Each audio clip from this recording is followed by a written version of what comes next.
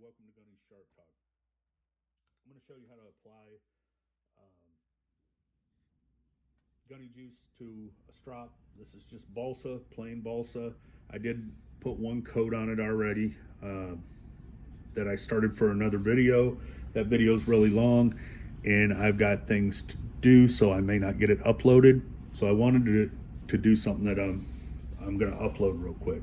I don't want to put too many videos out on Gunny Juice just because I don't want this channel to become a sales channel. That's not what it was intended for. It was intended to bring you guys information, different perspectives of sharpening, not just one way of sharpening or one way of looking at things all the time. I still want to continue doing that for you. The reason why I'm doing this video is because I have been asked by quite a few people. So it's easier for me to do a YouTube video and throw a link up than anything else. So I have my brush that I've still wet, that I've already used to put the first coat on. We're using 0.5 micron. Now, I'm shaking it. Is it necessary?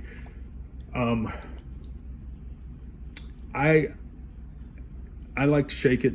The diamonds stay suspended, but because of the deionization process that we use that keeps the diamonds from sticking together, the diamonds will come together like magnets of the same polarity, and then they kind of push apart, so they won't stick together.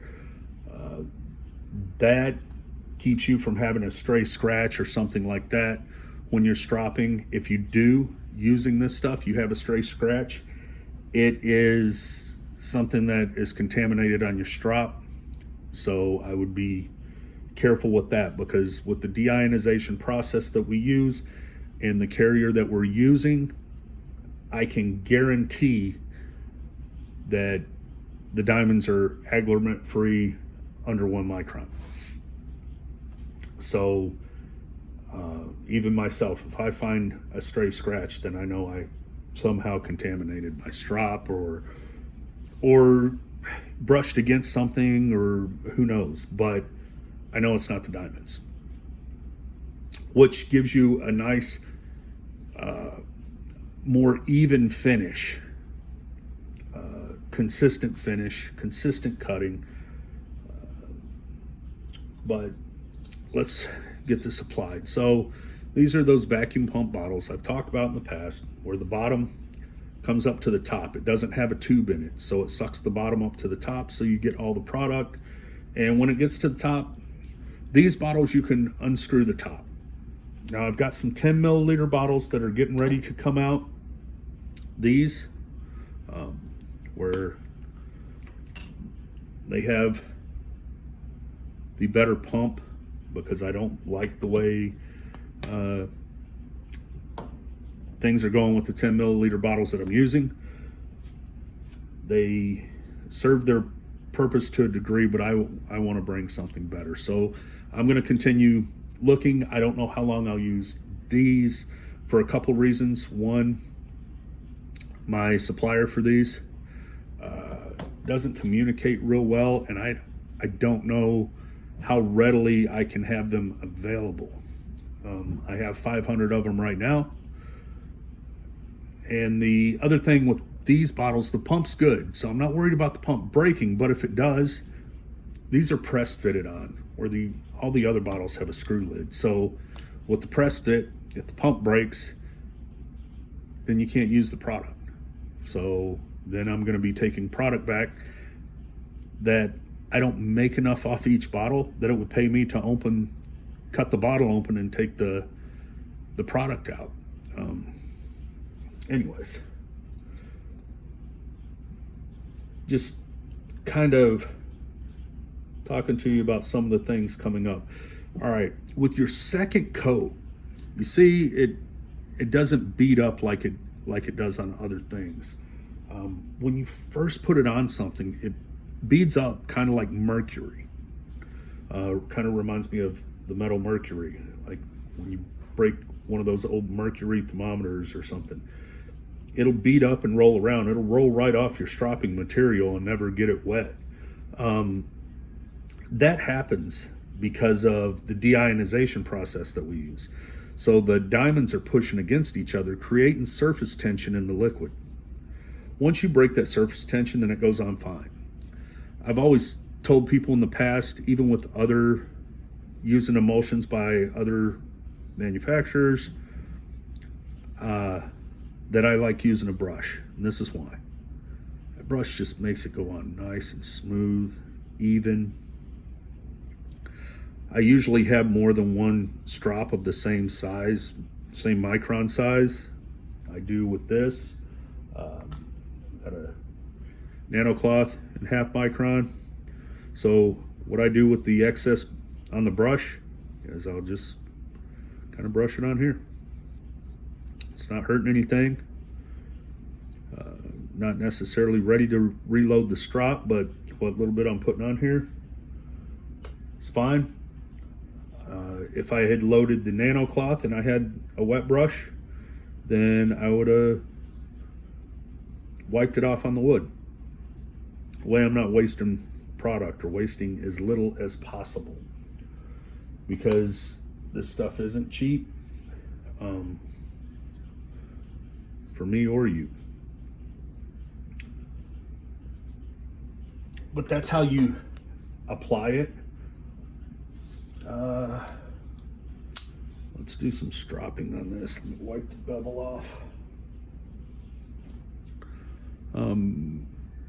This is my blade that I've been carrying. I'm not in good lighting to show the bevel, but I carry it with a pretty good shine to it. This is a 0.1 micron. You can see the diamonds reflect on this. I'm not in the lighting to do that, but I have dropped a few short videos on Facebook pages and stuff to show that. That I just found kind of cool, because I haven't ever really seen it to that effect before. But when you go to strop, lay your spine down and slowly raise up to your bevels flat on the stropping material. Now the feedback of nano cloth is different than the feedback you're going to get from wood. Let's strop on wood first, because I'm going to drop down to a 0.1 micron on the nano cloth, and this is a 0.25. Same thing.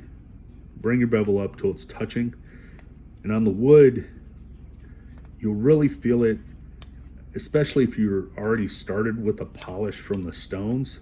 It presses down, it holds to the wood, but it feels like glass,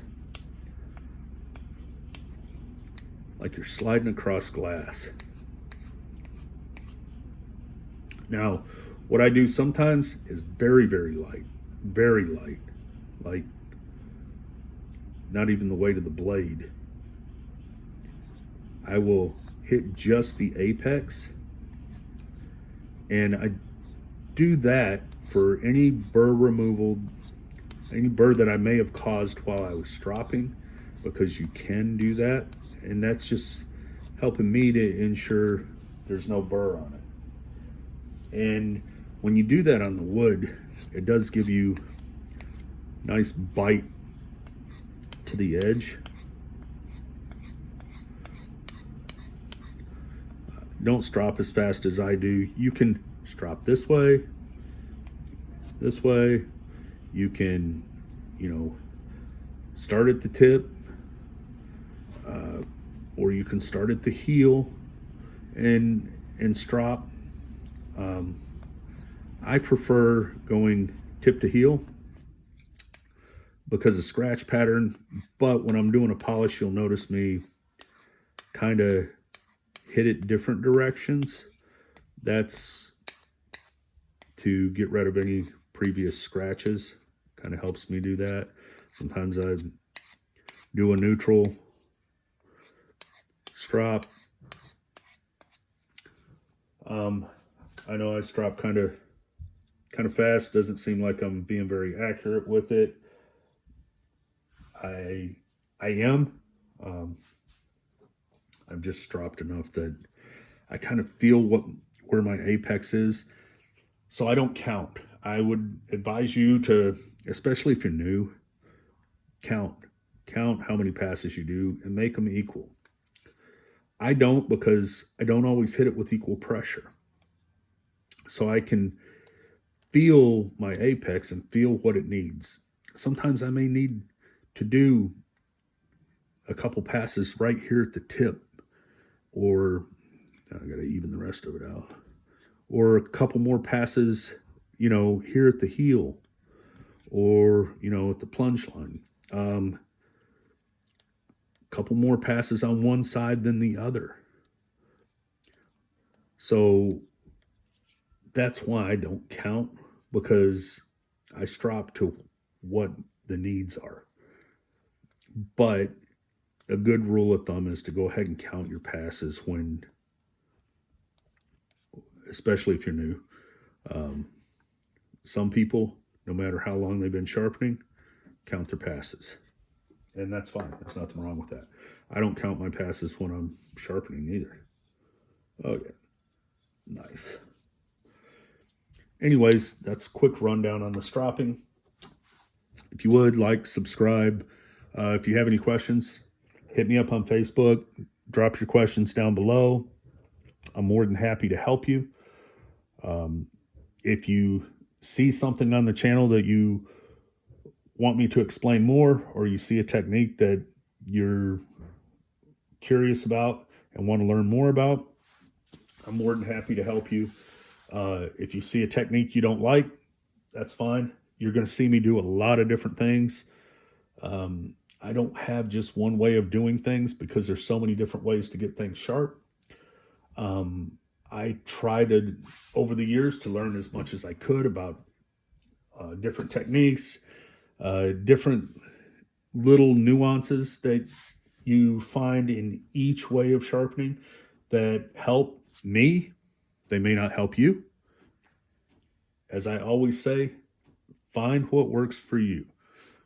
Find what you're comfortable with, that you can get the desired results that are repeatable.